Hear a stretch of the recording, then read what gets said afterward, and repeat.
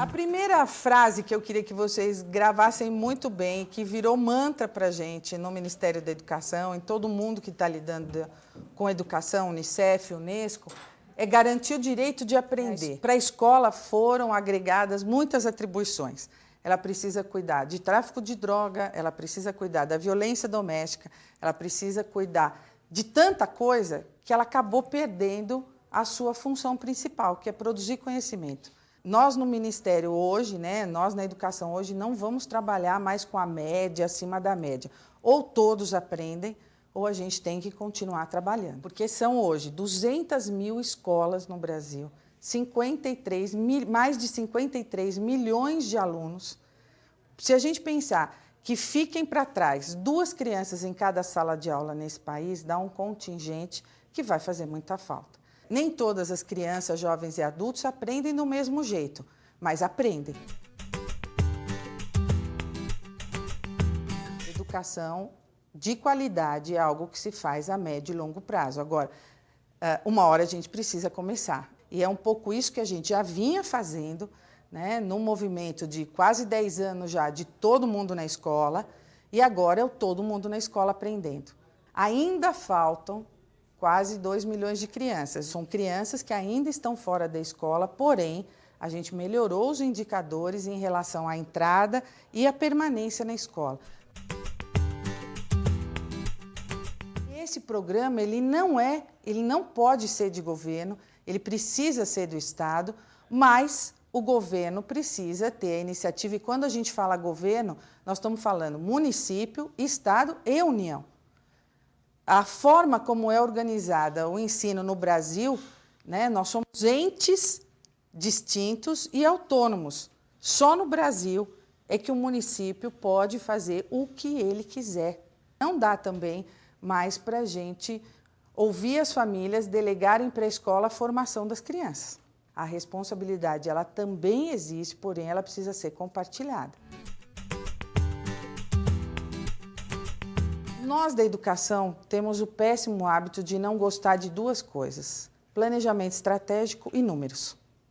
Só que sem planejar e sem conhecer quanto nós temos, não dá para organizar nenhum plano de investimento ou de melhoria na educação. Os gestores precisam entender que planejar a longo prazo, a médio e longo prazo, colocar metas claras e dizer quanto custa para chegar aonde a gente pretende chegar é fundamental para a educação de qualidade. O Brasil, pela primeira vez, tem um Sistema Nacional de Educação. Hoje nós temos dados em vários lugares e os 27 estados da federação têm os seus dados. Porém, nós não tínhamos esses dados num banco único no governo federal. Por que isso? Porque os sistemas são autônomos. Todo ano a gente faz o censo e as prefeituras e os estados recebem recurso na medida em que respondem o censo. Só que antes você colocava o nome da criança, lá o nome completo, criança, a maioria não tem nem CPF, nem RG. O que acontecia? Tinha gente que cadastrava um aqui, outro na escola X, e os bancos não se cruzavam. Portanto, neste ano, cada aluno do Brasil, 53 milhões, tem um número que ele vai carregar para o resto da vida dele. Mesmo que ele for para a escola privada, ou que ele sair de São Paulo e for para Macapá, o número é o mesmo. O sistema não aceita que atribuam a ele outro número. Como funciona o CPF, gente? Só esta medida fez sumir quase 2 milhões de alunos. Qual é o maior problema do Brasil hoje? Infraestrutura nas unidades escolares. Quase 5 mil escolas não têm água, outras tantas mil não tem luz. Como é que a gente quer tratar de higiene e falar de bons hábitos alimentares se eu não tenho água para lavar a mão? Então, o que a gente está fazendo? Tem um programa que trabalhava com cisternas para as famílias em regiões onde não tem água, enfim. Agora a gente ampliou o projeto e tem cisternas para todas as escolas que não têm água, porque tinha na casa e não tinha na escola. Tinha luz para todos, que é um dos programas do governo federal, para a casa dos alunos, mas não tinha luz para todos, para as escolas. Então, você precisa ter o diagnóstico para chegar lá e sentar e dizer assim, ó, tem e 700 escolas sem luz. Qual é o programa? Como é que a gente vai fazer para chegar lá? O problema hoje no Brasil não é construção de escola, mas é reforma das que já tem. A gente tem muito prédio, só que a maioria tem 30, 40 anos, a fiação não suporta 3 computadores ligados e a gente quer mandar o computador. Primeiro tem que ter a escola adequada para aguentar 3 computadores ligados, por exemplo. Uma coisa que eu acho que é um avanço muito importante foi o caminho da escola. Muita criança está fora da escola porque não consegue chegar.